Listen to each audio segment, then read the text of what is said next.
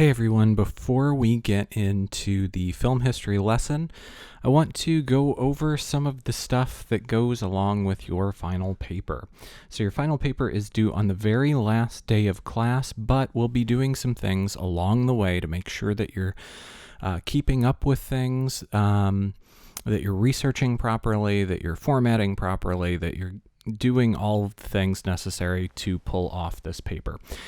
So I have some guidelines, and they are published up on Blackboard under content, under final paper guidelines, if you'd like to go over this a little bit more thoroughly. But I thought I'd make a little video that would kind of lay this stuff out for you as well. So you have to write a 5-page academic research paper in MLA format. If you're not familiar with MLA format, there's a couple of websites that could really help you out. Purdue Writing Owl is really great. It can kind of show you how to do internal citations and just general formatting for the paper overall.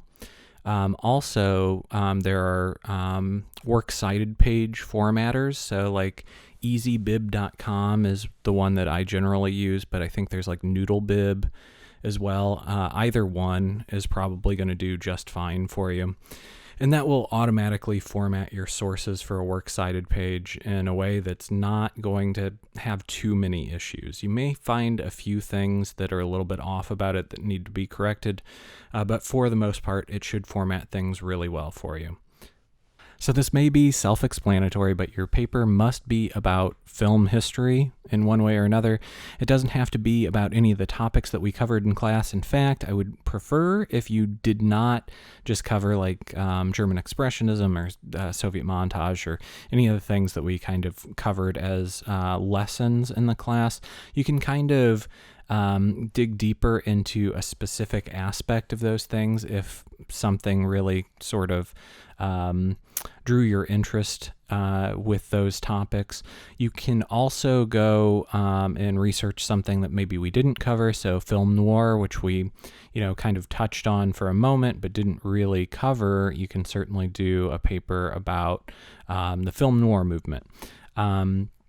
You can also write about some things that are a little bit more contemporary. So if there's a filmmaker that you really like, so maybe you really like Steven Spielberg or Stanley Kubrick, and you want to cover them for your film history paper, that is totally fine. It doesn't have to be before a certain year or anything like that. So if it's a filmmaker or film style or movement or type of cinematography that has had some kind of impact, even if it's a very contemporary impact, maybe you want to do like CGI or something, that's totally fine to do. So it has to be 5 pages. And also you need to try to find a very sort of specific area of research, right? So you don't want to do, if you had an interest in CGI in film, you don't want to do the history of CGI in film because that's not going to fit in 5 pages. So anything that you wanted to do that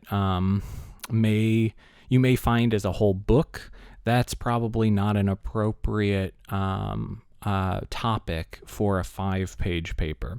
So if you wanted to go intense on any of these subjects and like very specifically at maybe 2 or 3 movies, that's totally fine. Even if you want to do a filmmaker, you probably have to limit it to just a couple of movies to make that 5-page requirement. Otherwise, you might end up in like a very shallow territory with your analysis. So you have to include at least 2 primary sources in your paper. You can include as many secondary sources as you'd like. Do not include tertiary sources. So tertiary sources are kind of like Wikipedia or like an encyclopedia. It's a source filled with other sources, right? So if you do some kind of encyclopedia entry and stuff, look at their original sources and then go to those things. I don't have a problem with Wikipedia as like kind of a starting point, but you can find in their like list of sources where they got the information from and go there instead rather than cite Wikipedia. Primary sources just mean like direct from the source. So if your paper is about Jurassic Park, your primary source for Jurassic Park would be the movie Jurassic Park. It's pretty self-explanatory there, right? So you want to cover some kind of subject that covers at least 2 movies. You could potentially, if it was all about Jurassic Park, you may cite like a behind the scenes for Jurassic Park, or like an interview with Steven Spielberg, and that stuff would kind of count as well.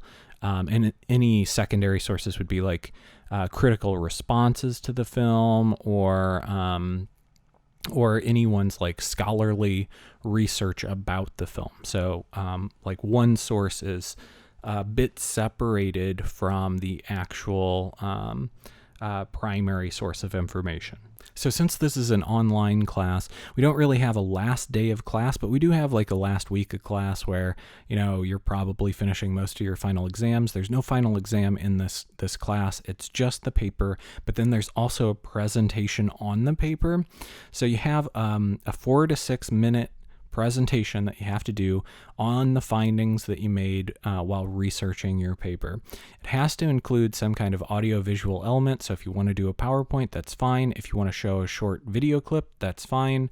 If you want to use just photos, that's fine too. If you do include video, though, that doesn't count toward your 4 to 6 minutes, and you don't want to include a very long video either. It's just the findings of the paper. It's not anything extra or different than what's in your paper, but it shouldn't be like a recitation of your paper either. So this is your opportunity to add some kind of subjectivity to your research. So in an MLA research paper, you certainly can't inject your opinions and stuff. And I know we're kind of used to that with the blog entries and stuff, and that's totally fine if you want to, but save it for the presentation and not the final paper. So last day of class, we'll schedule meeting times with you a little bit in advance. We're only at the halfway point. I promise we'll get there. But 4 to 6 minutes presentation on what you found out while researching your final paper. Now there's also all of these checklist items that are on the back page of this. So these things you will turn into me along the way. And this will ensure that you are actively working on your final paper, that you're devoting enough time to your final paper, that it's not kind of rushed, or you're not jumping ahead of your research. So a whole lot of people in undergrad, it's probably not you, but maybe someone in this class, right, will kind of retroactively research. So you basically write your paper and then try to search out resources that support the claims that you're assuming.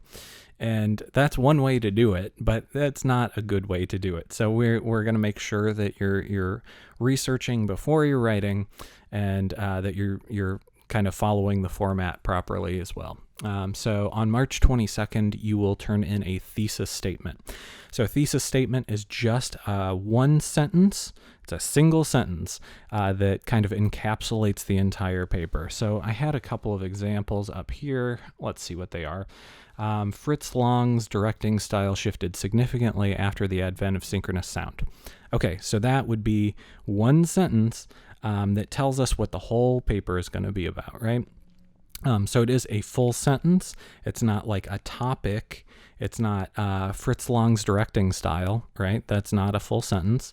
It's the entirety of that sentence. So all we're going to look at in that paper is his directing style, maybe before and after synchronous sound, so we can compare those two things and how things changed, right? Likewise, there's another thesis statement here just to kind of give you an example. It says, cinematography developed from the silent to modern eras through various forms of technology. Now, this would be an example of something that's much, much too broad, right? So you'd be trying to cover cinematography from like all of cinematography, the history of cinematography from the silent eras to modern eras, right? So that's definitely a book, maybe a series of books. Absolutely would not fit into a 5-page paper. So you're going to give me a thesis statement on March 22nd. So that's after we get back from the break, but I'm giving this whole kind of checklist and dates and guidelines and stuff to you a little bit early, because you need to research before you come up with a thesis statement, right? So if I made that claim that Fritz Lang's directing style changed from synchronous sound, or from the silent era to synchronous sound, if I claimed that and then I researched it and found that it wasn't true, I would be in a bad situation, right? So make sure that you do your research first. You should have a whole lot of items for this works cited page before you even complete a thesis statement, right? Like, you should research maybe 3 or 4 really good sources of information, and you might find some things that are a bit more like tertiary sources. You might go through Wikipedia and stuff initially to find this information, and find something that interests you, that's a good, unique topic that's still in the realm of film history. But you're going to turn that into me on March 22nd. You're going to turn in a works cited page to me on April 5th. And on April 5th, that needs to be formatted properly. So I need to see, it says works cited, center aligned on your paper, and then the hanging indent for your sources of information that you're covering. Everything's in alphabetical order. You start with the author, unless there is no author, right? There's a whole lot of stuff that goes into the formatting of a works cited page. That's why I highly recommend just like EasyBib.com, that kind of does it for you, unless there's information that's missing, and then in which case you'll kind of have to tweak some things. So that's due on April 5th. So all of this stuff kind of happens every other week. So March 22nd, thesis statement. April 5th, works cited page. April 19th is an outline of your paper. And we're going to do an MLA outline. So that's with the Roman numerals and the A and 1 and all that fun stuff. And your outline should basically be your final paper. Only it's maybe not in full sentence structure. So I'll understand what order you're putting things in, what information you're including, what information you're not, what information you're excluding, and I should be able to give you some really good feedback about the order and the structure of your paper. Now, a whole lot of people turn in outlines to me where, it's very vague in terms of what's going to go here. It's almost like placeholders and stuff, and that's not a good idea. You'll still get the points for it, but you're putting yourself in a really bad position for the actual final paper, because I can't really tell what you're going to write, so I can't give you appropriate feedback on that stuff. That outline, be prepared to be very close to having your final paper done April 19th. And then May 3rd, another week off, and then, May 3rd would be 2 weeks from April 19th. You need to show that you went to the Success Center or you emailed the Success Center. You can just ask them for proof that you went there. I'm sure they can sign a slip for you and stuff. Last semester, it was only a handful of people that actually did this last step. But I think that it's really helpful and important. So if you've been working on your blogs and you've noticed that you've missed some points because of, proofreading errors or spell check errors, be prepared to lose quite a few more points on an MLA works cited or an MLA research paper that has a ton of formatting things and stuff too. So even if, you do your research and you know how an MLA paper is supposed to be formatted, it's really easy to make a few mistakes, especially if you don't do this every single semester. So if you go to the Success Center, they deal with these papers like every single day. So they'll be able to tell you like, oh, look, your font changes from your header to the rest of your paper. You need to correct that. Every single formatting issue on this paper is a point off, so you certainly don't want to have them consistently. So if you have a 5-page paper and there should be potentially 5 headers, depends on your works cited page and stuff too, If you leave off the header or leave off, the page number on that header, that's 5 points off just from a simple formatting issue. So don't let that happen to you. Make sure that you do work with the Success Center, and you'll get points if you just go there and then say, hey, will you write a little piece of paper that says that I visited? You'll get points for it. So each of these things on this list, there's 4 of them available to you. They're each worth 2.5% toward your final paper. So if you do none of these and you turn in an absolutely perfect paper, the best you can hope for is a 90%. And if you do all of these and you turn in no paper at all to me, you get a 10%. So it's worth doing at least, especially if you're not very confident with papers and stuff, or not very confident with your writing. Hopefully you get there as we continue with the blog entries and stuff, but a little bit of a buffer, a little bit of a safeguard if you actually do these things and turn them in on time. It's really important that you turn them in on time as well, though. If you do it afterwards, you don't get the points for it, quite unfortunately. And if you don't turn in a thesis statement, you're really setting yourself up for failure, because I don't even know what your topic is until much later. So you may have picked something that's just completely inappropriate, and you might write your paper on that, and then it's just a really, really bad position for you. So please do these things and do them on time. We will set these things up as assignments to turn in on Blackboard. So you'll see this thing is due as an assignment.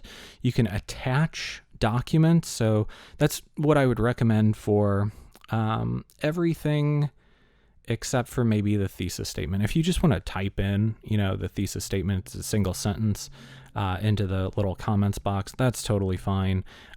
Every other time, I would hope that you would use the attach function and attach a document, like a Word document, or if you work on Google Docs, you can download that, and then I think you download it as a Word document and then attach it so I can look at it with the proper formatting.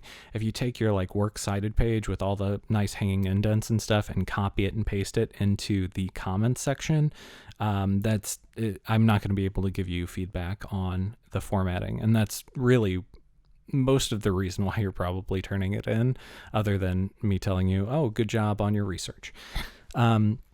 So that's kind of how we'll take care of it. Hopefully this was helpful for you and kind of hashed these things out a little bit more clearly than just reading the guidelines over. Feel free to reach out to me via email if anything seems a little bit unclear for you still, or if you have any trouble with any of this stuff. So you might end up in a situation where you're not really sure about the final presentation or how to deliver that to me. And we can kind of work around things if you have some kind of technological limitation. So if you have no camera, no webcam or something, you're probably okay so long as you have a microphone. If you had stage fright or something, if you want to pre-record your presentation, I don't really have a problem with that, so long as it's ready to go on the day. So there's not a whole lot of room for us to miss things. One more thing to at least mention with this stuff, as you're working through your final paper through the rest of the semester, this alleviates some of the workload with your blogs. So earlier in the semester, we had some either or choices where you could choose to write about German Expressionism or Soviet montage theory. You had either choice to do. You're going to have that, only it's every other week now that you do a blog entry. So starting this week, you can choose either the Japanese films that we're going to look at, or the one Japanese film we're going to look at, or you can choose to do the French New Wave, which will be the following lesson. Either way is totally fine. Just make sure that your stuff is turned in on time, and then that will give you some room to do plenty of research on your final paper. Okay, so hopefully not too many questions about any of this stuff. Again, I'm available via email or whatever method you want to use to contact me. and we can talk about it if you have any further questions.